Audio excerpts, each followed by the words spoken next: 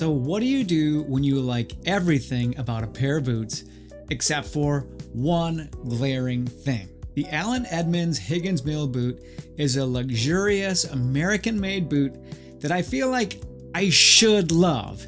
In fact, I like everything about it except for one of the most important parts of any boot, and that's the sole. Let's get into it. Welcome to Stray Reviews. I'm Lee, and I'm here to help you find the best men's lifestyle gear and apparel.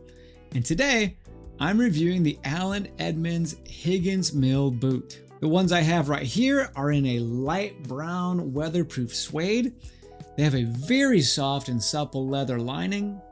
They have flat cotton laces and 3 sets of much appreciated speed hooks. These have a leather covered cork insole that Edmonds calls their custom cork because it conforms to your foot, but I'm pretty sure that all cork insoles and midsoles conform to your foot, even those without a clever name. These boots are bench welted, which means that they are sewn by hand on a special bench rather than with a machine. They also have this EVA-like lug outsole that they call XL Extra Light Rubber. That's light and kind of squishy, and I'll talk more about those in just a minute. These are made in Wisconsin, Port Washington, which is just north of Milwaukee, and they sell for $475.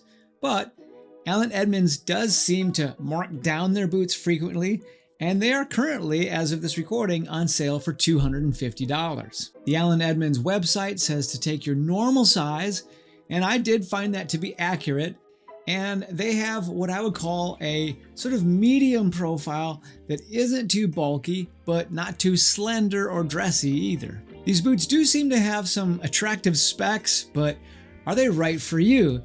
And what about the thing I don't like about them? We're gonna get into the good, the bad, and the bottom line, but first, I wanna thank me for sponsoring this video. If you're into fantasy novels, then check mine out. I'll leave a link down in the description below. All right, let's start with the good of the Edmonds Higgins Mill boot. Now, I'm not really sure where Edmonds gets their suede for these boots, but I noticed as soon as I took them out of the box that it was actually even better looking in person than it was on the website. It's soft, it has just the right amount of nap in my opinion, and the color really is gorgeous. I also noticed that the build quality of these boots was spot on. The Higgins Mill does seem to be a style-forward boot, and they do look great on my feet. In addition, they are light, and one of the lightest boots I've ever owned, like this, built like this, and they are surprisingly comfortable. Between the supple leather lining and the fact that they hardly weigh anything, they have an almost sneaker-like quality to them. The hardware is solid, and these speed hooks make for easy on and off. And the versatile styling means that they're not going to spend too much time just sitting in my closet. These are really an easy choice for anyone who doesn't care much for breaking in a new pair of boots, and they just want to jump right in and wear them on the regular. Hey, if you appreciate it when boots are super comfortable right out of the box, then tap that like button for me. All right, what about the bad of the Edmonds Higgins Mill boot with the lug sole? Well, my biggest issue is this XL Extra Light sole. On one hand, it really does help to make this boot super light, and the deep lugs are probably going to offer some great traction this winter. However, it seems to just kind of be like a slab of EVA that's been molded into a lug sole. And it's really hard to tell if there's any real rubber in here at all. And what that does is that makes this sole really squishy. I can actually push the lugs down with my fingers.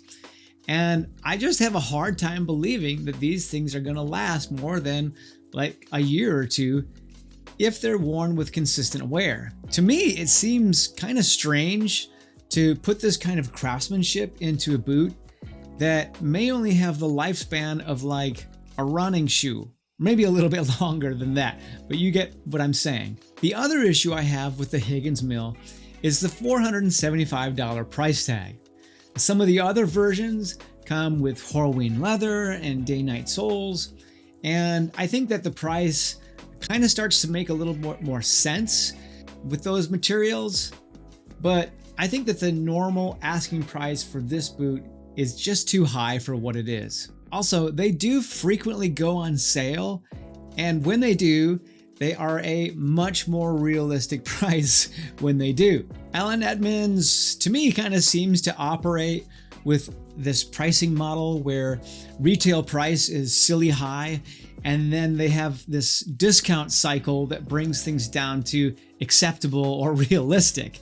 I'm just not a big fan of that sort of pricing model. Just price them at a fair price to begin with. In your opinion, what boot brand carries the most unrealistic pricing? Let me know down in the comments.